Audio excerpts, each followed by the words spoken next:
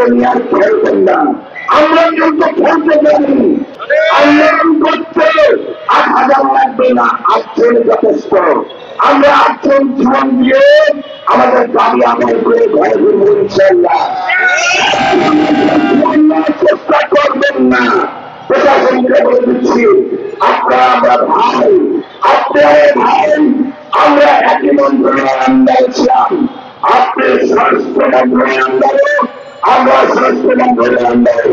2009 সালে বিজয় যখন ক্ষতিগ্রস্ত হল ছেড়ে যায়, আপনারা আমাদের দেখায় ব্যতীত হলে আপনাদের চোখের পানি ফেলেছেন, আপনারা চোখের পানি ফেলেছেন আমাদের জন্য। আপনারা জানেন যে আমরা কতটুকু চক্রান্তের শিকার, আমরা দেশে বিদেশি চক্রান্তের শিকার। একজন মানুষের চোখ থেকে এমনি এমনি পানি আসে না, যখন তার বুক ভরা দেখা যায়, যখন বুক হয়ে যায় তখন তার চোখ থেকে পানি আসে। প্রশাসন, পুলিশ ভাই, আপনারা আমাদের দেখায় ব্যতীত হয়ে কেঁদেছেন, আমরা দেখেছি, সেই আমরা কোনদিন ভুলব না। আপনারা আমার ভাই, আমাদেরকে যদি সরকার সেইরকম কঠোর কর্মসূচির ভিতরে বাধ্য করে, আপনারা ইনশাল্লাহ আমাদের সাথে রাখবেন। আর ওখানে জনগণ আমরা যেখানে যাই সেখানে যারা বলে আমরা জানি আপনারা চক্রান্ত শিকার, অতএব আগামী জনগণ আমাদের সাথে আছে। আপনারা যারা প্রশাসনে আছে ইনশাল্লাহ আপনারা আমাদের সাথে সাথে থাকবেন, আমাদের সাথে আপনাদের আন্দোলন করতে হবে না।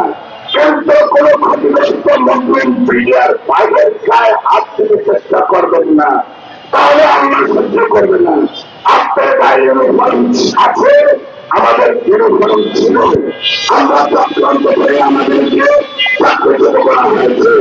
এই চক্রান্তে দেশে বিদেশে স্বাধীনতার পরে চলছে, আরম্ভ চলবে। আপনারা যারা প্রশাসনে আছেন এই চক্রান্তের দিকে খেয়াল রাখবেন। দেশটা স্বাধীন হয়েছে 30 লক্ষ শহীদের বিনিময়ে, 2 লক্ষ মা বোনের চোখের বিনিময়ে। সেই স্বাধীনতা সার্বভৌমত্ব রক্ষা করার দায়িত্ব কিন্তু জনগণ আপনাদের কাঁধে তুলে দিয়েছে।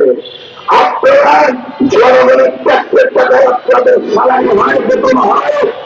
অতএব এই জনগণ যেহেতু আমি বলছি, জনগণ আপনাদেরকে এই দায়িত্ব দিয়েছে দেশ পরিচালনার জন্য।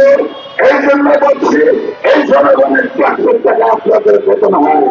অতএব আপনারা আমাদের সহযোগিতা করবেন।